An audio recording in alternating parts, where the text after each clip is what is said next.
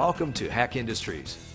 In this video, we'll take a look at the features and benefits of the Heck Tube and Pipe Notchers, WFN1, WFN2, WFN3, and WFN4. Our manual and power tube and pipe notchers make short work for making 90-degree notches for weld fit-up. These notches are capable of capacities from 1/4 inch to 2 inches. Handrails and roll cages are just a couple of examples of applications for this tool. Heck Industries introduced this type of notching technology to the United States in 1987, and we're still the leaders.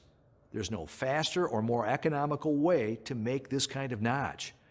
This tool comes with all the hardware needed to bolt the tool to a bench, a work truck, or any place you need to do your work. Once you have determined the size of tubing you want to notch, find the opening in the tool that best fits your material. Insert the tube and pull down the handle, then remove the tube and turn it 180 degrees and repeat. There are 3 manual models available and a power model for that high production job.